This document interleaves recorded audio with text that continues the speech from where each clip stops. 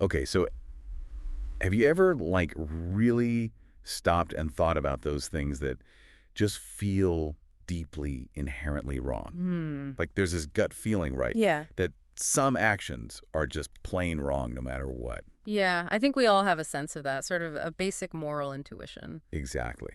And one of those things, for me at least, is the idea of torture. The Right. deliberate infliction of suffering on another person. It's just viscerally disturbing. Absolutely. And it's a topic that's been debated and analyzed by philosophers for, well, centuries, really. Yeah, it's a really heavy one. And we're going to try to tackle it today, drawing on this super comprehensive entry on torture from the Stanford Encyclopedia of Philosophy. A great resource. Yeah, Really dives deep into all the ethical and philosophical angles. exactly. So we're going to try to unpack this for, well, for ourselves, obviously, but also for anyone out there who, maybe has a background in philosophy and wants to really go deep on this. Yeah, because I think for someone steeped in philosophy, Yeah. the idea that torture is wrong is, like, the starting point. Right. The real challenge is figuring out why it's wrong. And then, going even further, are there ever any circumstances, however unlikely, where that wrongness could be overridden? Right, right. So we're going to go through it all. The Mm. definition of torture, the moral arguments against it, the whole debate about justification in emergencies, even the idea of legalizing it. It's a lot to cover. It is, but we'll do our best to lay it all out in a way that's, well, as clear and understandable as possible. Right, because it can get pretty complicated pretty quickly.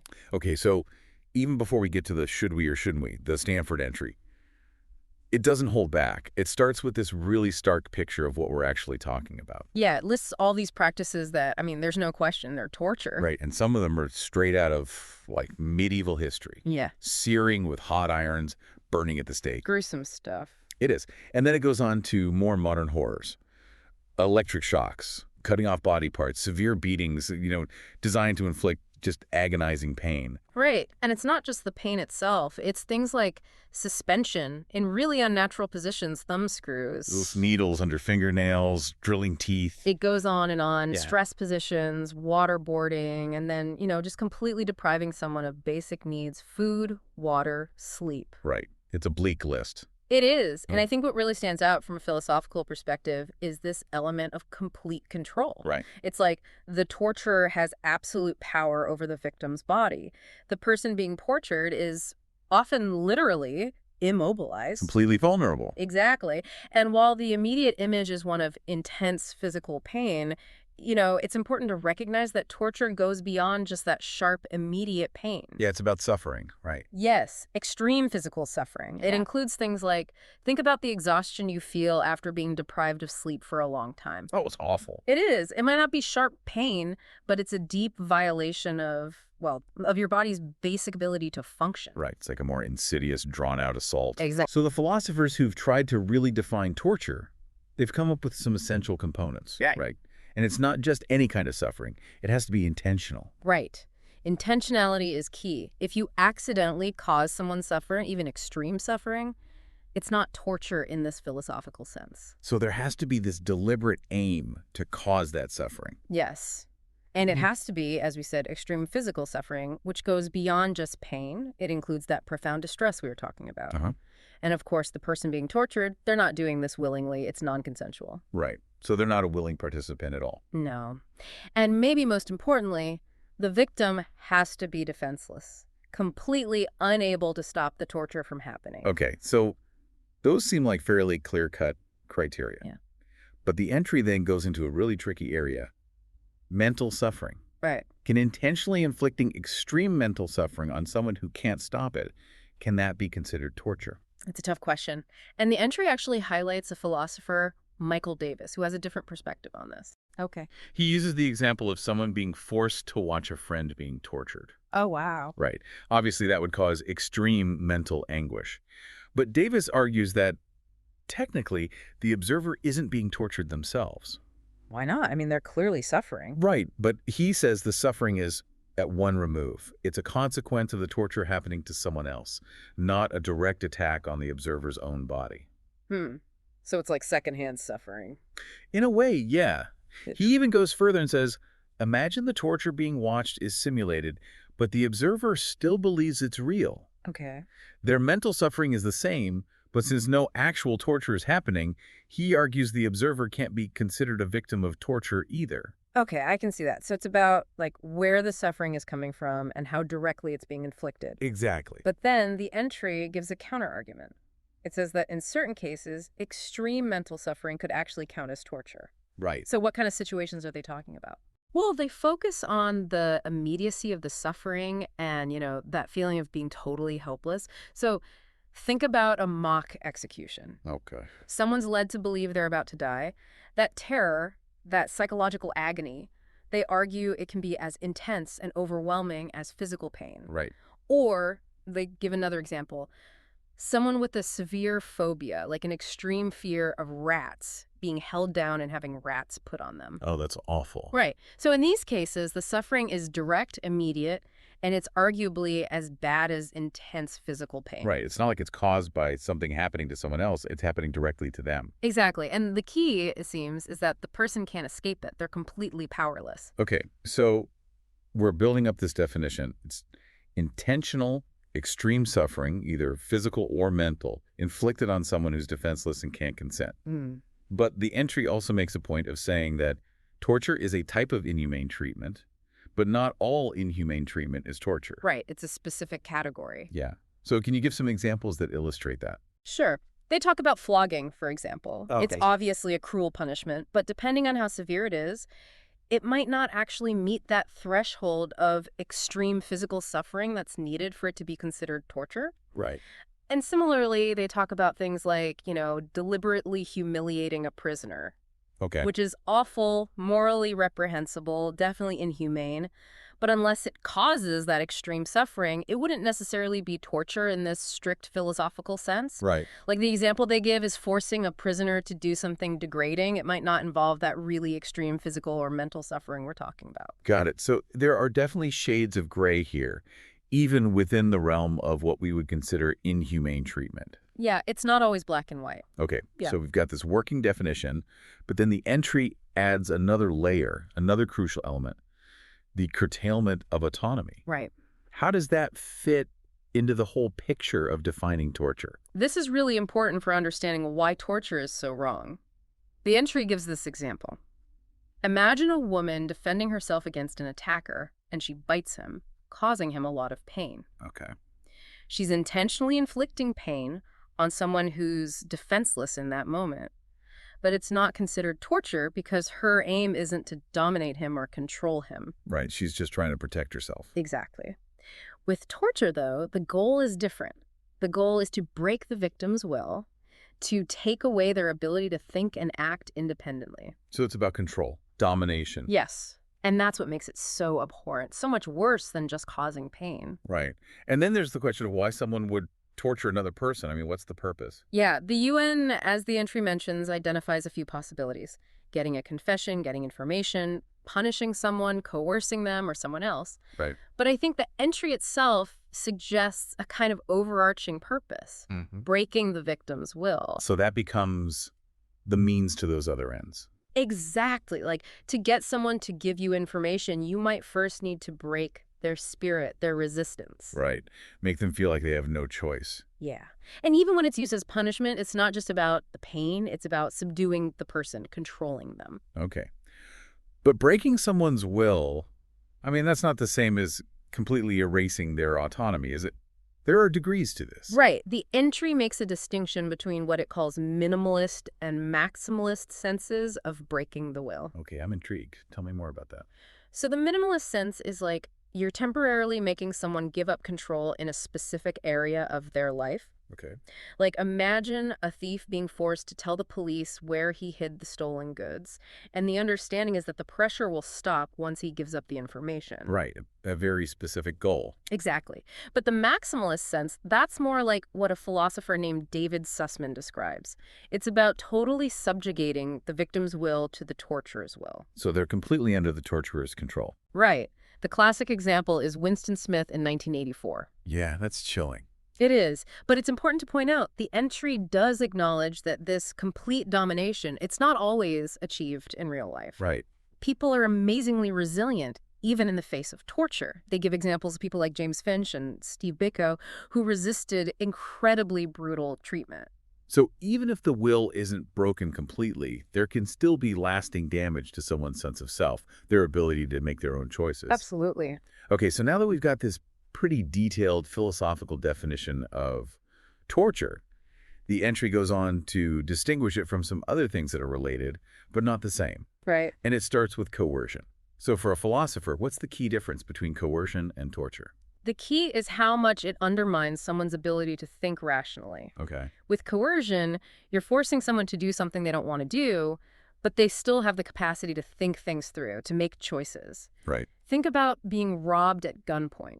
You hand over your wallet, but you're making a rational decision even though you're under duress. Right. You're choosing the lesser of two evils. Exactly. And coercion doesn't always involve physical suffering. Okay. Like a police officer using a taser to control a crowd. Right. It's force, but it might not be torture if it doesn't go beyond what's needed to control the situation. Okay, so with torture, it's not just about making someone do something. It's about breaking their ability to choose. Exactly. It's about taking away their autonomy through terror and pain. And that's why the entry points out the connection between torture and terrorism. They're both about using violence to control and dominate. Exactly. You could say that torture is like a very personal form of terrorism. That's a powerful way to put it. Yeah. So what about really painful medical procedures? Mm. I mean, those can involve a lot of suffering intentionally inflicted. Mm. Why aren't they considered torture? Because of consent and the purpose. Medical procedures, even the really painful ones, are usually done with the patient's consent. Right. And the goal is to help them, not to control them. To heal, not to harm. Right. Like, imagine a climber who has to amputate his friend's arm to save him from dying. Gosh. It's incredibly painful, but it's done out of compassion, not cruelty. Right. It's a horrible situation, but the intent is completely different. Exactly. Okay, so what about corporal punishment? How does that fit in? Well, corporal punishment is usually about punishing someone for something they've done. Okay. Whereas with torture, it's not always about guilt. It's often about control, breaking the person. Right. And corporal punishment is usually limited, a certain number of lashes, a specific kind of pain. Right. Whereas with torture, it's more open-ended about breaking the person down. Exactly. Okay. And lastly, the entry talks about ordeals, like, holding your hand over a flame. Right. How are those different from torture? Well, the main difference is the purpose. With an ordeal, the goal is to test someone's will, to see how much they can endure, Right. not to break it. Okay, and they can be voluntary. Right, like that famous example of G. Gordon Liddy. Right. He held his hand over a flame to prove something to himself. But torture is always forced on the victim. Okay, so we spent a lot of time defining what torture is and what it's not. Now we can finally get to the big question. Why is it inherently wrong? Yeah, I think that's the core of it. And the entry identifies two main reasons based on that definition we've built. Okay. First, it involves intentionally causing severe physical suffering, usually pain. Most ethical systems would agree that that's wrong in itself. Right, it's a fundamental violation. Exactly. And then second, and maybe more importantly, it involves intentionally curtailing someone's autonomy. Right, their ability to make their own choices. Exactly. Which is considered a basic moral good. And if the torture actually breaks someone's will completely, then it's even worse. Okay, so there seems to be a general agreement that torture is a very serious evil. But then the entry goes into this really disturbing comparison. Is torture actually worse than killing? Yeah, it's a tough question to even ask, but for philosophers, it's an important one. Right. So what are the arguments on both sides? Well, some philosophers, like Michael Davis and David Sussman, they argue that torture might actually be worse. Really? I mean, how can that be? Well, they focus on the violation of autonomy, the complete domination of one person by another. Okay. They say that that's even worse than taking a life, because it's like destroying the person's very essence. Okay, I can see that argument. But what about the counter argument? The entry points out that, well, torture doesn't always lead to death. Right. And the people doing the torturing, they might not even have the power to kill the victim. Okay. And they also bring up a more practical point. Torture can be hidden more easily than murder. Oh, right, because there's not a body. Exactly, so it might go unpunished more often. That's a disturbing thought. So comparing torture and killing, it's not as straightforward as it might seem. No, it's very complex. What are some of the other points the entry brings up in this comparison? Well, they point out that both things interrupt a person's life, but killing is permanent. While torture, the actual physical act, might be temporary. Okay. But they also acknowledge that during the experience of torture, the pain and the feeling of helplessness can be so overwhelming that the person might actually wish for death. Oh, right. It's like in that moment, death would be a relief. Exactly. Then they talk about how killing violates both autonomy and the right to life, while torture focuses more on autonomy. Okay. Although they also say that autonomy can be regained after torture, while you can't come back from death. Right. And they point out that torture is always about attacking someone's autonomy, while killing might not be. Right. And finally, they say that torture can potentially destroy someone's autonomy completely in a way that killing doesn't. Right. It can fundamentally change who they are. Okay, this is all so heavy. But I think the next part of the entry is even more ethically challenging. It's the question of whether torture can ever be justified. Right. And they're very careful to say that they're only talking about these one-off situations, emergencies, not routine torture. Right. The assumption is that routine torture is never justified. Exactly. So what are the arguments for justifying torture in these extreme cases? Well, the most common argument is what's called the ticking bomb scenario. Okay, I've heard of that. It's the idea that if you have a terrorist who knows where a bomb is and it's about to go off, and torturing them is the only way to get the information to stop it, Right.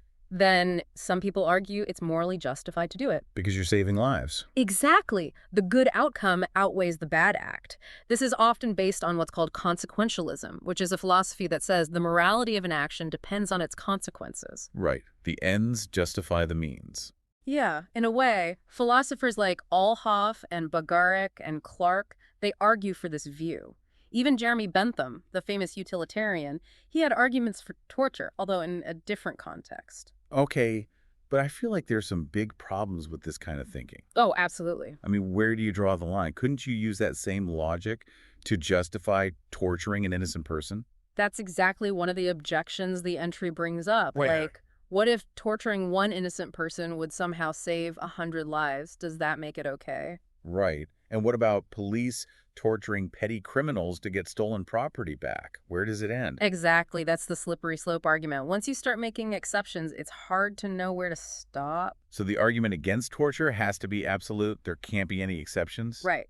And there are definitely philosophers who hold that view. Okay. They call themselves moral absolutists, and they say that torture is never justified no matter what. Wait. People like Arrigo, Davis, Lubin, they make strong arguments against consequentialism. So they're saying that the act itself is so inherently wrong Yeah. that no outcome can justify it. Exactly. But the entry points out this view also faces a challenge. Okay, what is it? What about those cases where it seems like torturing one person really could save a lot of lives? Right, The absolutist position struggles to deal with those situations. right. Because if it's always wrong, then you're basically saying it's okay to let a lot of people die to avoid doing something that's wrong. Exactly. It's a really tough dilemma. It is. And to explore this further, the entry gives 2 case studies. The first one is called The Beating. Right. Could you tell us about that one? So it's a real story told by a former police officer. A mother's car is stolen, and her 3-year-old son is asleep in the back seat. Oh, God. Yeah. They catch the thief quickly, but he won't say where the car is. Okay. And the police are, of course, really worried about the child because it's a hot day and he could die. Right. So they try everything to get the guy to talk, but nothing works. So what do? They beat him. Until he told them where the car was. And they found the child. Yes, he was alive, but dehydrated. Okay. So how does this relate to the question of justification? Well, the entry points out a few things that could be used to argue that this act of torture was justified. Okay. First, the police really believed it was necessary to save the child's life. All right. Second, there was no other way to get the information in time. Okay. Third, the threat to the child was imminent. Right. He could have died at any moment. Exactly. And then, of course, the child was completely innocent. Right. And the thief was the one who created the situation and then refused to help. Okay. So it's like all those factors together might make the torture seem more acceptable. Right.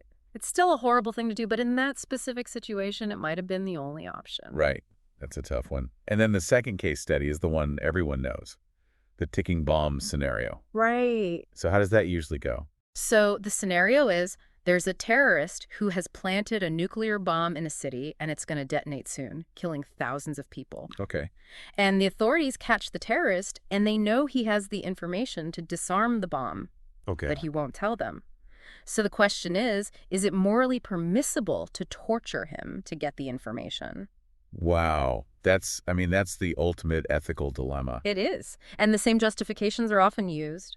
Saving lives, no other options, imminent threat, innocent victims, Right. and the fact that the terrorist is responsible for the whole situation. Right. He's the one who put everyone in danger. Exactly. But the entry digs a little deeper into the ticking bomb scenario. It talks about the moral implications of the terrorist, actively creating this situation. Right. It's not like he just happens to have this information. Right. He's intentionally putting the authorities in this terrible position. And his silence is directly contributing to the threat. Exactly. So that adds another layer to the moral calculus. Okay. Yeah. And the entry also makes a distinction between whether something is morally permissible and whether it's legally permissible. Right. Those are two different things. Yeah. So they're saying that even if we accept that torture might be morally justified in some extreme cases, that doesn't mean it should be legal. Exactly. And they focus on the difference between individual morality and the law. Okay. So the law has to be general. Mm-hmm. It can't take into account every single specific situation. Right. It's about setting rules that apply to everyone. Exactly. And they use examples to illustrate this. Okay, like what? Well, they talk about speeding. Okay. If you're speeding, you get a ticket, even if the road was empty and it was perfectly safe. Right. The law doesn't care about the specifics of the situation. Exactly. Or they mention that famous case of the sailors who resorted to cannibalism to survive after a shipwreck. Oh, right. I've heard of that one. Yeah, even if you could argue that it was morally justified in that extreme situation, no one seriously suggested making cannibalism legal. Right, because the law has to be based on general principles. Exactly. And they also talk about desertion in wartime. Okay. Like, imagine a soldier who deserts his post to go care for his dying wife. Okay. You could argue that's morally justified, but the law against desertion still serves an important purpose. Right. It's about maintaining order and discipline in the army. Exactly. So, trying to write exceptions into the law for every possible moral dilemma, it would be a nightmare. It would. And it would probably do more harm than good. Okay, so the entry also looks at the idea of invoking necessity as a legal justification for torture. Right.